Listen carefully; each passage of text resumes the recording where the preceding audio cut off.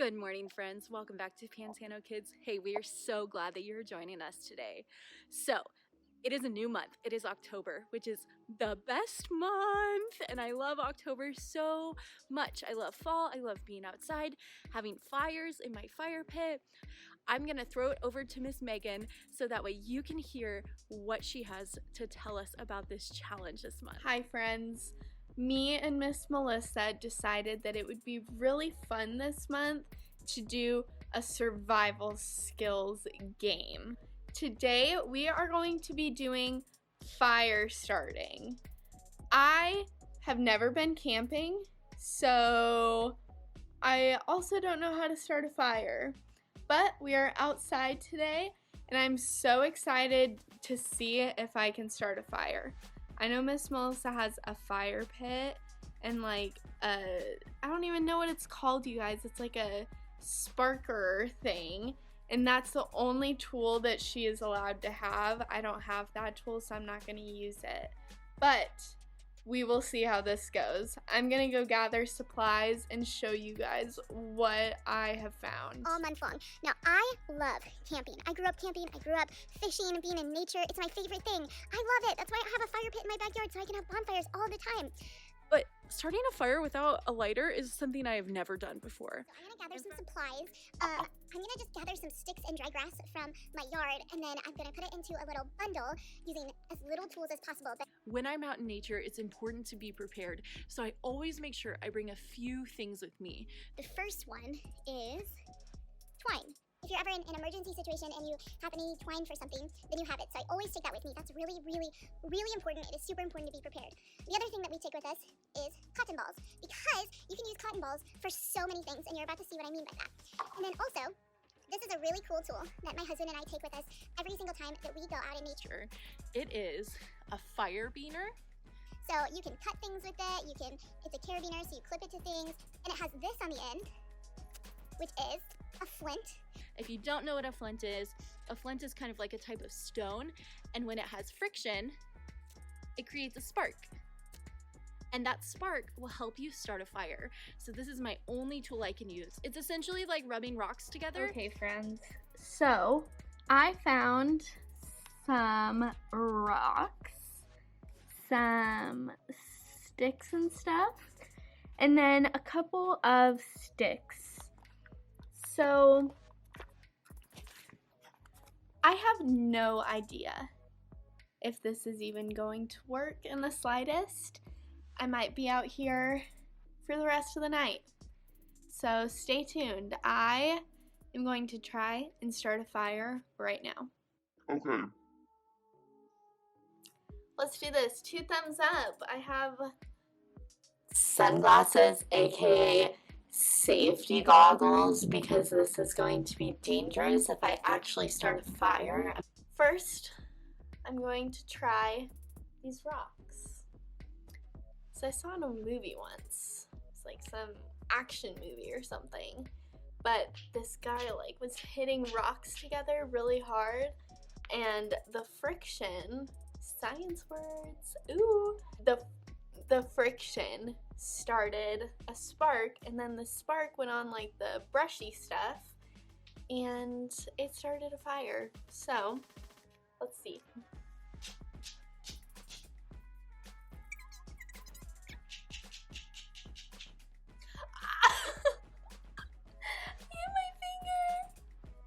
Chalk. DIY chalk, you guys. Okay. Rocks. It's a no-go. This rock doesn't even feel like it has friction. It feels like a rock. Let's try sticks and see if that works. If that doesn't work, I don't think that I'm going to win, so. Okay. Let's try the rocks. These aren't even rocks, these are sticks. Oh, come on, Megan. Okay, these sticks are starting to get hot. Does that mean that there's going to be a fire? Doing a different kind of motion. Oh my gosh, my arm. if this thing starts sparking, I'm probably gonna freak out. Ugh. Oh, this stick just like burned me. It's working. I swear.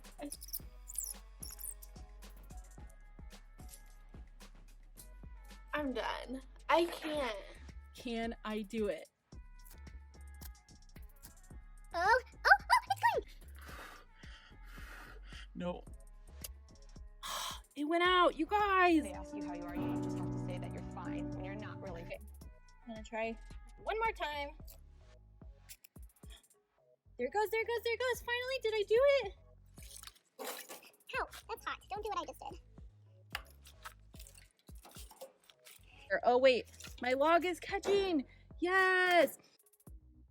Come on, logs. I believe in you. You can do it. Oh, there's smoke. That's a good sign. I wonder if Miss Megan was able to make a fire like I did. I'm so proud of myself. Thank you guys so much for joining us this week. Next week, we are going to do another survival activity. I think that it's going to be something with tents, which I think I could probably do a little better with tents than I can making fire with sticks and rocks. So, I will see you guys next week. Thank you so much. Have a great week. But thank you, friends, so much for joining us today. We are going to dive right into the next adventure.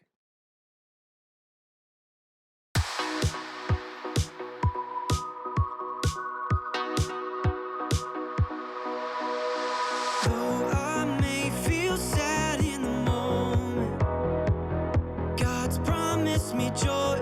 Though I may feel small in the moment, God's promised me more. When I ask for more of Him, God fills me up. When I seek and search for Him, God pours out His love. All of His blessings, they come on down. All of His blessings, they come around. All of His blessings, they come on down on me. So 1, 2, 3, I'll sing and dance and jump around, 'cause my God knows my heart. I'll laugh and run and praise Him loud, 'cause my God knows my heart. He knows my heart. He knows my heart. To those who may feel lost in the moment, I'll show mercy and more. Though some things look good in the moment, I'll keep my heart so pure. When I keep peace in this world, I'm a child with His name. Though I may feel hurt in the moment, I know heaven awaits. All of His blessings, they come on down. All of His blessings, they come around. All of His blessings, they come on down on me. So 1, 2, 3, I'll sing and dance and jump around, 'cause my God knows my heart. I'll laugh and run and praise Him loud, 'cause my God knows my heart. He knows my heart. He knows my heart. All of His blessings, they come, they come. All of His blessings, they come, they come. All of His blessings, they come, they come. All of His blessings, they come, they come. All of His blessings, they come, they come. All of His blessings, they come, they come. All of His blessings, they come, they come. All of His blessings, they 1, 2, 3. I'll sing and dance and jump around, 'cause my God knows my heart. I'll laugh and run and praise Him loud, 'cause my God knows my heart. He knows my heart. I'll sing and dance and jump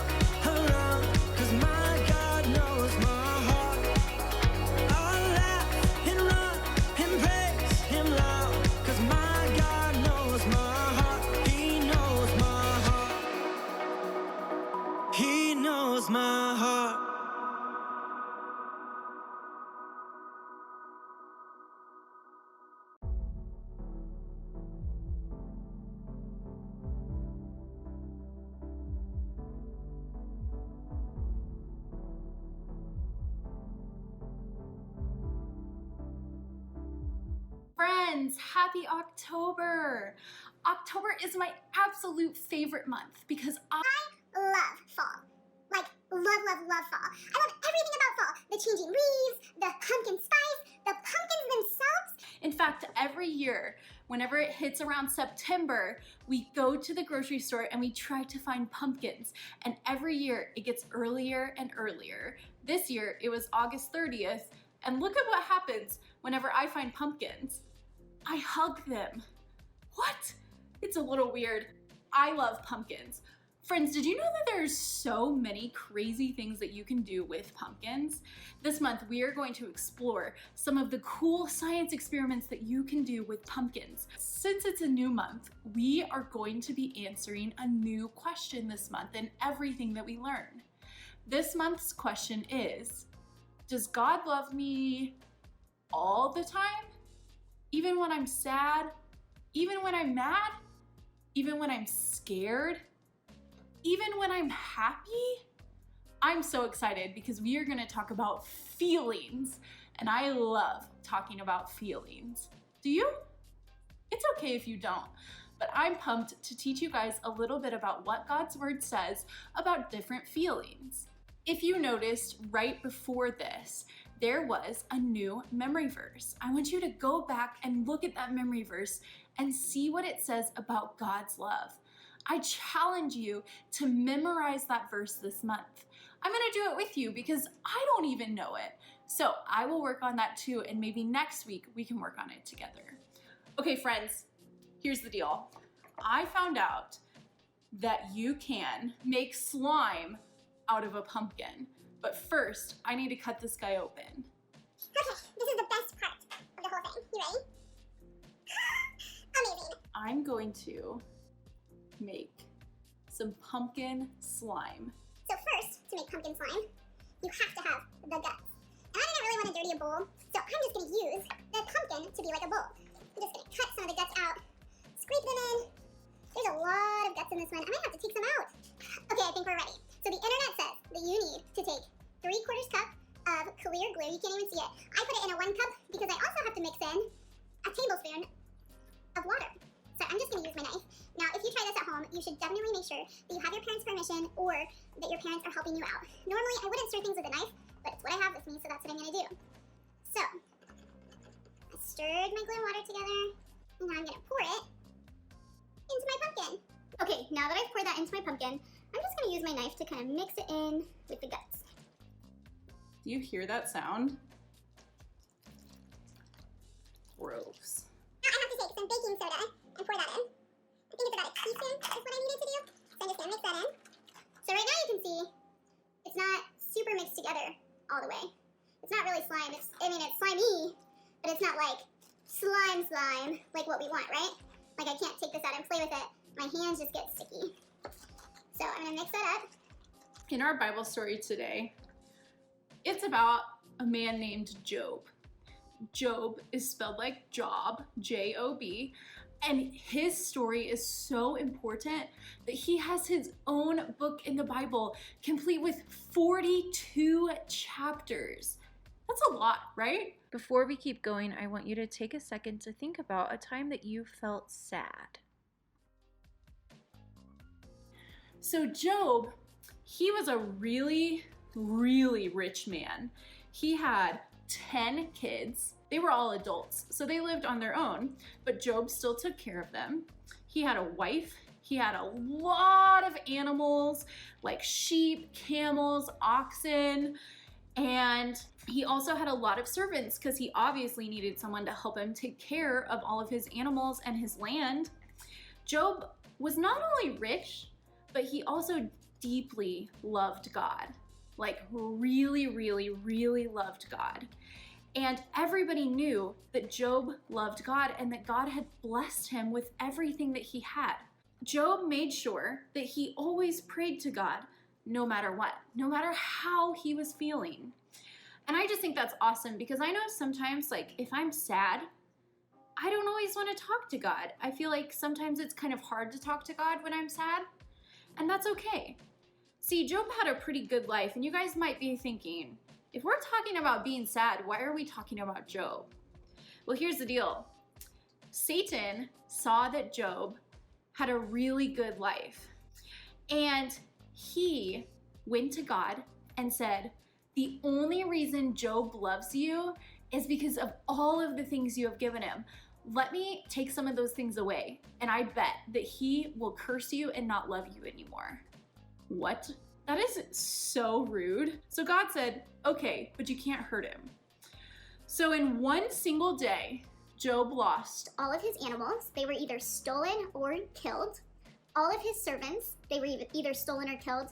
And unfortunately, all of his children died in one day. Messenger after messenger came in to tell Job the bad news of what had happened. Satan had taken everything away from Job, and Job was really sad. Now, slime is goopy before you even add in the activator, and then it's even goopier when you add the activator, and it makes me think a little bit about what it feels like to be sad. Just kind of like blah and droopy. It's not really anything yet. It's just sad, right? So Job was really, really sad, but his reaction was to praise God no matter what. So he expressed to God how sad he was, but he also praised God for all of the things that God had given him. I just think that's amazing. And then, friends, Satan said, "Ugh, let me make him sick." So God said, okay, but don't kill him. So Satan made Job sick with all of these gross sores all over his body. They were really itchy and oozy, kind of like the lepers that we talked about last week. And it made Job even sadder. So he went to a garbage dump and sat on a pile of ashes, of burned garbage. Some of his friends came to visit him, and they didn't even recognize him. His three friends in the story were kind of the worst. In fact, they spent a lot of time at that garbage dump. They spent 7 days in silence, and then Job opened up to them to tell them how he was feeling. And do you know what their response was? They decided to tell Job all of the reasons that he must be in the wrong and how he must be sinning so bad to make God do these things to him. They spent days telling Job all of this awful, mean stuff.